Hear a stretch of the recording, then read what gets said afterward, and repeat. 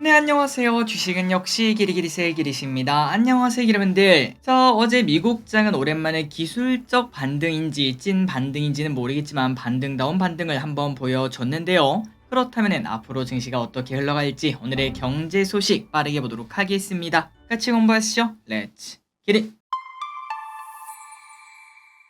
들어가기 전에 한 가지 말씀드릴 게 있습니다. 가끔 저를 사칭해서 혹은 뭐 저 말고도 뭐 다른 슈카월드라든지 그런 유명 유튜버분들, 그 다음에 뭐 경제에 관련된 분들이 있지 않겠습니까? 그분들을 사칭해 뭐 공짜로 뭐를 알려준다. 99.9999% 사기라는 거 다들 알고 계시죠? 그러니 혹시나 뭐 인스타 같은데 아니면 뭐 어디 뭐 숫자 1을 적으면은 내일 올라갈 종목을 알려주겠다 등등 그런 것들은 싹 다 무시하는 게 가장 좋다는 거 한 번 더 말씀드리고 넘어가도록 하겠습니다. 자, 첫 번째 소식입니다. 어제 미국은 강한 반등에 성공. 지난주 금요일 엔비디아의 마이너스 10% 급락 때문에 걱정이 많았지만 일단 어제 미국에서는 엔비디아는 4% 정도의 강한 반등을 보여주고 마무리가 되었습니다. 그래서 어제 미국 증시가 반등한 이유가 뭔가 봤더니 실적 시즌이 이제 열리지 않겠습니까? 거기에 대한 기대감으로 주가가 올랐다고 하는데 하지만 또 그 와중에 테슬라는 어제 같은 장에서도 급락하는 모습을 보여줬기 때문에 주주분들이 눈물을 흘렸다고 합니다. 자, 그리고 이 와중에 이스라엘 이란의 싸움이 커지지는 않을 것 이러한 얘기가 나오면서 투자들이 안심하는 모습도 나타냈다고 하네요. 다만 왼쪽에 보다시피 아직까지 이게 바닥이냐라고 말하기는 좀 어렵습니다. 떨어지는 와중에 보시다시피 한 번씩 양봉을 띄우는 게 분명 있거든요. 이게 진짜 바닥인지 확인하려면 최소한 이번 주 동안 탄탄한 모습을 나타내줘야 될 것 같은데 일단은 결국은 이 말이랑 귀결되는 것 같습니다. 4월까지는 눈치 보기를 하는 게 가장 좋다고 저는 생각하고 있습니다. 확인하고 움직이는 게 가장 안전하겠죠. 자, 그렇다면 테슬라 요 녀석을 어떡하나 한번 보도록 하겠습니다. 테슬라가 어제도 3% 넘게 하락한 이유는 바로 오늘 저녁 미국장이 끝나고 나오는 테슬라 실적 발표에 대한 걱정 때문에 그렇습니다. 지금 전망으로는 성장주라고 불리는 테슬라가 올 1분기 매출액이 전년비 5% 하락으로 예상이 된다고 하는데요. 이것만 해도 충격적이라서 주가가 하락하고 있다라고 말을 해볼 수 있긴 한데 그런데 이 와중에 또 테슬라는 미국, 중국, 유럽에서 테슬라 모델 Y 3의 가격을 인하한다는 소식을 꺼내고 있자 주주들은 야 지금이라도 팔자 실적 발표되면 어떻게 될지 모른다 이런 얘기를 하면서 매도하는 걸 확인할 수 있습니다. 그래서 오늘 저녁에 테슬라도 아마 눈치 보기가 나타날 것 같은데 과연 내일 실적 발표는 어떤 결과가 나올지 혹시나 서프라이즈가 나타나 주면은 반등을 해줄 수 있을지 아니면은 예상만큼 또 나쁘게 나왔는데도 불구하고 이때까지 미리 이거를 또 선반영한 부분이 있지 않겠습니까? 악재소로 받아들이며 주가가 올라갈 수 있을지 등등 여러 가지 가능성을 열어두고 한번 지켜보도록 하겠습니다. 그리고 여기에 이어 우리나라 2차 전지에는 어떤 영향을 주는지도 잘 봐야겠습니다. 다음입니다. 테슬라도 ELS가 있는데 홍콩 ELS는 많이 들어보셨죠? 그런데 테슬라도 ELS 상품이 있다고 합니다. 그런데 아시다시피 테슬라의 주가 자체가 좋지 않기 때문에 만약에 추가 하락이 나타난다면은 홍콩 ELS처럼 대규모 손실이 나타날 수 있다고 합니다. 현재 테슬라 ELS의 미상환 잔액이 1조가 넘는 상황이라고 하는데요. 아니 길이 근데 홍콩 ELS도 문제고 그 다음에 테슬라 ELS도 문제인데 이렇게 위험한 걸 왜 하는 거야? 라고도 물어볼 수 있지만 그런데 이거를 거절하기는 너무나도 큰 수익이었다고 합니다. 테슬라를 기초자산으로 하는 ELS는 연간 20% 이상의 목표 수익률을 기대했기 때문에 사람들은 야 아무리 그래도 테슬라가 뭐 반토막 나겠어 이렇게 생각하면서 이제 가입을 했다라고 말을 해볼 수 있겠죠. 다만 아직까지 홍콩처럼 테슬라 ELS가 큰 손실이 나타나진 않을 것으로 보인다고 합니다. 그런데 혹시나 지금까지 하락한 것처럼 여기서 테슬라가 한 10% 20%더 하락하게 되면서 뭐 $100 근처까지 가게 된다면은 그때는 진짜 문제가 발생할 수 있다고 합니다. 자, 과연 올해는 홍콩 ELS가 문제였는데 올해 말쯤에는 테슬라 ELS가 문제가 될지 한번 보도록 하겠습니다. 다음입니다. 하지만 나는 불개미. 자, 원래 개인 투자자는 반대로 하는 모습을 나타내죠. 그런데 국내에서만 그런 게 아니라 해외에서도 마찬가지라고 합니다. 최근 고점에서 조정을 조금 받고 있는 엔비디아는 대규모 매도하는 모습을 나타내고 있는 반면 계속 신저가를 내면서 내려가는 테슬라를 대규모로 매수하고 있다고 하죠. 자, 물론 길게 보면은 이건 잘하고 있는 투자 아니냐라는 얘기를 해볼 수 있습니다. 저점인 테슬라를 사고 고점인 엔비디아를 팔아서 결국 나중에는 테슬라가 올라가지 않겠습니까? 그 부분을 기대할 수 있긴 하지만 그런데 기대분들이 이제 숱하게 저랑 많이 공부했습니다. 떨어지는 칼날은 잡는 거 아니에요. 하락하는 기업은 그 하락 추세를 바꾸는데 최소한 몇 개월의 시간이 걸리기 때문에 지금 매수가 바로 빛을 보기에는 조금은 어렵다라고 말을 해볼 수 있고, 지금 현재 지하 3층, 4층 이렇게 내려가고 있는데 이 지하실이 어디까지 이어진지 모른다. 하지만 테슬라 실적 발표에서 갑자기 서프라이즈가 나온다. 그렇다면 얘기는 바뀔 수 있겠죠. 한번 보도록 할게요.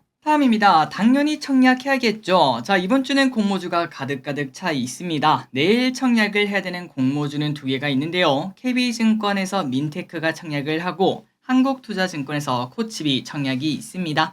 이 두 개 청약 잊지 마시기 바랍니다. 자, 그리고 내일부터 한국투자증권에서 청약하는 코칩은 수요 예측 결과 2200개 기관이 참여했고요. 경쟁률은 무려 988대 1이 나왔습니다. 대단한 데이터라고 말을 해볼 수 있겠죠. 그러다 보니까 공모밴드 상단이 14,000원인데 그보다 높은 18,000원으로 확정되었다고 합니다. 또한 SK스펙도 있습니다. 배정 주식 수가 4개 이상이면 청약을 진행하시면 될 것 같습니다. 다음입니다. 오랜만에 태양광의 햇빛이 샘 올트먼은 안 하는 게 없습니다. 이번에는 태양광 스타트업에 투자한다는 이야기를 꺼내면서 오늘 우리나라 태양광 업계를 들썩이게 만들었다고 하는데요. 그렇다면 AI의 아버지 샘 올트먼은 어디에 투자하는가 봤더니 엑소와트라는 업체라고 하는데 이 업체는 태양광 패널 대신에 렌즈를 이용하는 모듈을 개발한 업체라고 합니다. 그래서 오늘 태양광 관련주인 왼쪽에 보이는 그냥 그린파워 그리고 SDN 요런 친구들이 조금 좋은 흐름을 나타냈는데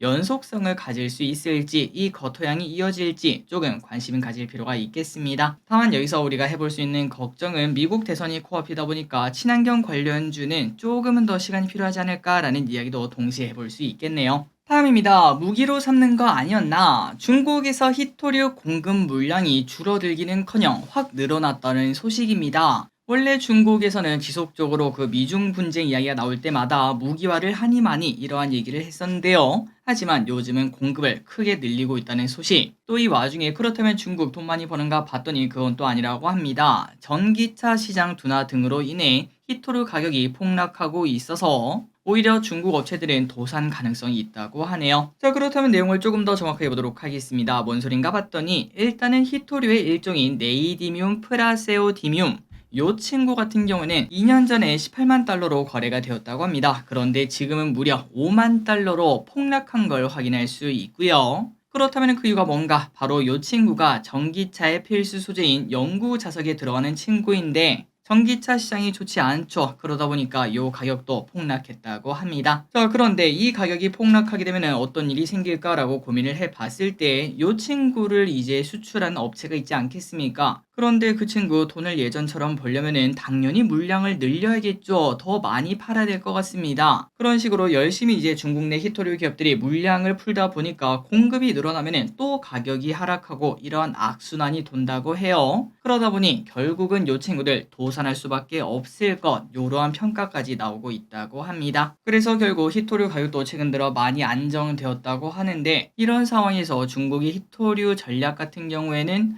그렇게 큰 힘은 안 되겠다라는 얘기도 해볼 수 있겠죠. 히토류 가격이 오르면 오를수록 그 파워가 세질 것 같은데 그러다 보니까 최근 미중 분쟁 이야기가 나와도 히토류 관련주가 안 움직이는 거 아닐까라는 얘기도 동시에 볼 수 있겠습니다. 다음입니다. 까르보 불닭 인기의 주가도 헐헐. 환율이 오르면서 수출 식품 기업들의 환차익 수혜가 기대가 되고 있는데요. 이 와중에 두각을 나타내는 게 바로 삼양식품입니다. 왼쪽 차트 보면은 무시무시하죠. 자, 불닭볶음면이 최근 미국에서 큰 인기를 끌고 있다고 하는데요. 유명 래퍼 카디비와 1600만 명의 팔로워를 보유한 인플루언서가 불닭볶음면을 소개하며 유명세를 타고 있다고 합니다. 그러다 보니까 미국에서는 품귀 현상까지 생겨났는데요. 가는 곳마다 품절에 마트 오픈런까지 해야 요 까르보 불닭을 구할 수 있어서 이 정도 인기가 나타나다 보니까 삼양식품 주가 안 오를 수가 없겠죠. 그리고 중요한 거는 아셨을진 모르겠지만 불닭볶음면의 소스를 만드는 업체가 따로 있습니다. 그게 바로 S&D라는 기업인데 요 친구의 주가도 꾸준히 상승하고 있다고 합니다. 오늘 또 10% 넘게 급등하더라고요. 그리고 기름들이 아시다시피 까르보 불닭 솔직히 많이 마시지 않겠습니까? 앞으로 인기가 반짝 인기로 끝나지는 않을 듯 합니다. 다음입니다. 1분기는 흐림. 게임업계 1분기 실적은 불안한 경기와 신작 부재로 부진한 실적을 낼 것이라는 전망이 나오고 있습니다. 크래프톤의 영업이익은 작년 1분기보다 14%가 줄어들 것으로 보인다고 하는데요. 이는 대형 신작 출시의 부재로 인한 실적 하락으로 볼 수 있다고 합니다. 그리고 NC소프트 같은 경우는 작년 하반기부터 실적 부진이 두드러지고 있는데 1분기 영업이익은 전년비 78%나 감소할 것으로 보인다고 하네요. 또한 넷마블은 작년 4분기 영업이익 흑자를 내면서 야 이제 시작인가 라는 얘기를 해봤지만 그런데 또다시 1분기는 적자를 낼 가능성이 높고 하지만 넷마블은 이번에는 적자지만 그래도 2분기부터는 대형 신작들이 포진하고 있어서 본격적으로 흑자 전환할 것으로 보인다고 합니다. 자, 게임주 같은 경우는 지금 현재 상황이 좋지 않습니다. 다만 개인적으로 한 여름쯤 우리가 이제 날씨가 좀 많이 더워졌을 때 그때쯤에는 분명 게임주의 기회가 올 거라고 저는 생각하고 있는데 이러한 시각을 가지고 있는 섹터가 몇 개 있죠. 게임주, 2차전지, 그 다음에 엔터 이런 친구들 우리가 계속 관심 있게 보고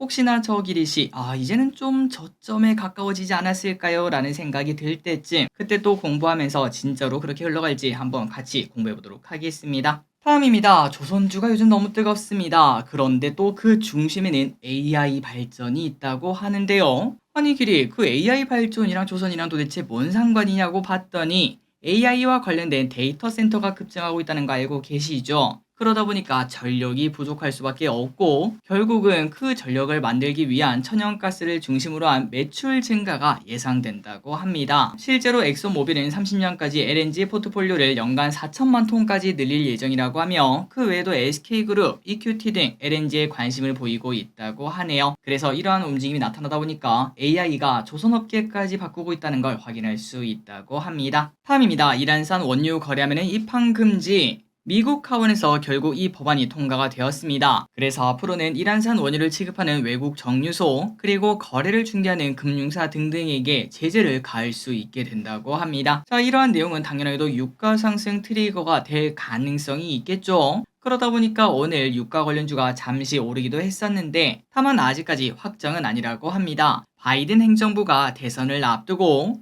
인플레를 유발할 수 있는 강한 제재를 당장 시작하지는 않을 것 이렇게 보인다는 뷰도 있어서 조금 더 이 소식과 유가의 흐름을 지켜볼 필요가 있겠습니다. 다음입니다. KTX 청룡 등장. 3세대 고속열차인 KTX 청룡이 공개가 되었다고 합니다. 이 기차의 시속은 최고 320km로 한국에서 가장 빠른 고속열차라고 하는데요. 참고로 서울에서 부산까지 2시간 10분 만에 주파가 가능하다고 하니까 이 정도면 상당히 빠르구나 라는 얘기를 해볼 수 있겠습니다. 자, 그래서 이 친구는 당장 5월부터 운행을 시작한다고 하고 경부선과 호남선에 나뉘어 투입된다고 합니다. 다음입니다. 잊을만 하면 나타나는 그 소식, 부동산 PF 여전히 살아있는 리스크라고 합니다. 나이스 신용평가가 하나증권의 신용등급 전망을 부정적으로 하향시켰다고 하는데요. 그 이유는 PF 부실 여파에 대한 우려감이 다시 나오고 있다고 합니다. 앞서 S&P 글로벌도 미래셋증권과 한국투자증권의 신용등급 전망을 부정적으로 하향한 바 있는데 거기에 하나증권까지 이렇게 나타나다 보니까 중소형 증권사뿐만 아니라 대형 증권사도 위험하다 이러한 얘기를 해볼 수 있겠죠. 그러다 보니까 최근 또 조정장이 나타나고 있지 않겠습니까? 이때 갑자기 이상한 게 터지면서 하락장 트리거가 생기지는 않았으면 좋겠습니다. 다음입니다. 부동산 관련 이야기를 조금만 더 보도록 하겠습니다. 정부에서 미분양 가구를 집계했을 때 6만으로 확인되었다라는 이야기가 있었는데요. 하지만 사실은 10만이 훨씬 넘는 그러한 상황이라고 합니다. 그렇다면 도대체 데이터에 어떤 차이가 있나 봤더니 미분양 신고가 강제되지 않다 보니까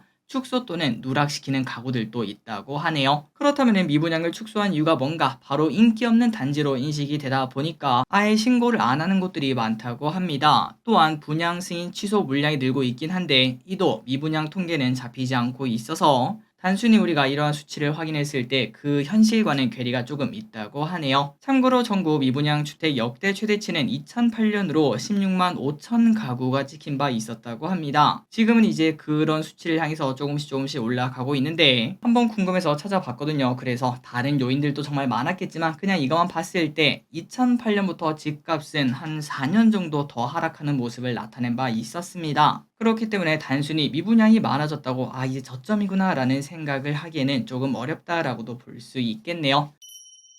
다음입니다. 이 와중에 리츠가 꿈틀꿈틀 하고 있다고 합니다. 올해 들어 리츠 ETF의 수익률이 올라오고 있기 시작하는데요. 금리가 정점을 찍었다는 것에 대한 기대감 때문이라고 합니다. 자, 참고로 그냥 리츠는 부동산에 관련된 ETF라고 생각하시면 될 것 같은데요. 금리가 올라가면 이 친구는 좋을까요? 나쁠까요? 당연히 나쁠 수밖에 없습니다. 여러분들이 아시다시피 부동산은 대부분 대출을 끼기 마련인데 금리가 올라가면 대출 부담이 늘어나니까 수익성이 나빠질 수밖에 없고요. 그리고 중요한 거는 리츠는 대부분 고배당을 노리는 상품인데, 그런데 우리가 지금 은행 가도 뭐 3% 4% 이러한 이자를 주는 곳이 분명히 있지 않겠습니까? 그러다 보니까 이러한 리츠를 우리가 살 이유가 없다는 것도 확인할 수 있습니다. 하지만 분명 올해가 지나고 내년쯤 되면은 금리가 인하될 거야, 이런 생각은 우리가 다 하지 않겠습니까? 그러다 보니까 리츠에 대한 관심이 늘어나고 있다고 하고요. 거기에 맞춰서 그러한 시장을 이미 예측을 하고 삼성 자산운용, 그 다음에 KB 자산운용 등은 리츠에 관련된 ETF를 이런 식으로 출시를 해놨다고 하니까 혹시나 리츠에 관심이 있다면 이러한 ETF를 한번 고민을 해보시는 것도 괜찮을 것 같습니다. 다음입니다. 오랜만에 설탕 소식이 나왔습니다. 설탕 수출국 하면은 태국을 빼놓을 수가 없다고 하는데요. 그 이유는 브라질에 이은 세계 2위 설탕 수출국이기 때문에 그렇습니다. 하지만 이 태국에서 가뭄이 최근 나타나고 있고, 그러다 보니 사탕수수 수확이 크게 줄었다고 하네요. 자, 그렇다면 공급이 줄어들면 어떻게 되나요? 맞습니다. 가격이 오를 수밖에 없죠. 또다시 설탕 가격이 올라갈 수 있다라는 이야기가 나오고 있고, 또 인플레야라는 이야기를 안 할 수가 없겠습니다. 물론 이런 얘기가 나온다고 설탕 관련주가 급등할지는 잘 모르겠습니다. 조금 더 지켜볼 필요가 있겠지만, 그런데 더 중요한 거는 지구온난화 때문인지 갈수록 이런 일이 많아진다는 게 조금은 문제점이라고 얘기를 해볼 수 있겠네요. 다음입니다. 어닝 서프라이즈 납시오. HD 현대일렉트릭이 1년간 10배 이상 오른 이유가 있었습니다. 계속 실적 전망치가 상향되고 있는데도 불구하고 그거를 돌파하는 서프라이즈를 보였다고 합니다. 1분기 매출 8천억, 영업이익 1288억을 기록했다고 하며 이는 전년비 40%, 178%나 증가한 수준이라고 합니다. 미쳤다는 이야기 안 하는 게 이상하죠. 그래서 오늘은 고점 논란을 딛고 다시 급등하는 모습을 보여주기도 했는데 과연 다시 올라갈 수 있을지, 그리고 개인적으로는 지금 가격은 좀 부담되지만 혹시나 60일선까지 오면은 그때는 좀 사볼까, 이런 욕심이 좀 들더라고요. 그만큼 좋은 주식이다 보니까 조정 없이 또 올라갈 가능성도 있을 것 같은데 앞으로 주가가 어떤 식으로 흘러갈지 한번 관심 있게 봐야 될 것 같습니다. 마지막 소식입니다. 뉴진스 일단 걱정 마라. 오늘 또 하락하고 있는 하이브 모두가 흥미로운 시각을 꺼내고 뭐 누가 잘했다 누가 잘못했다 이런 얘기를 하고 있는데요. 하지만 이 와중에 증권가에서는 뉴진스의 전속 계약권은 하이브에게 있기 때문에 혹시나 뭐 실적에 영향을 주진 않을 것으로 보인다고 합니다. 참고로 뉴진스는 5월 24일에 한 달 뒤에 컴백을 할 예정이었고 4월 26일 이틀 뒤에 예약 판매를 할 예정이었는데, 그런데 그 전에 좀 시끌시끌하다 보니까 주가가 불확실성에 하락하는 걸 볼 수 있었죠. 그런데 어차피 큰 영향이 발생하진 않을 것으로 보이고 실적에 주는 영향도 제한적이라고 합니다. 최악의 상황, 그러니까 뉴진스에게 뭐 무슨 일이 생긴다고 하더라도 하이브 내 어도의 영업이익 기여도는 11% 정도밖에 안 되기 때문에 이미 주가 뭐 10% 넘게 하락했죠. 그러니 지금 주가 하락은 과도한 수준이다, 이러한 평가까지 내릴 수 있다고 하네요. 다만 워낙 엔터주 특성상 그 여론에 좀 많이 휘둘리고 좀 중요시하지 않겠습니까? 그러다 보니까 주가 변동성은 당분간은 조금 더 커질 수 있지만 일각에서는 지금이 진짜 매수기회다, 이런 얘기도 하고 있다고 합니다. 자, 오늘의 공부 여기까지 끝났습니다. 항상 이렇게 같이 공부해서 진심으로 감사합니다. 지금까지 길이셨습니다. 빠이요.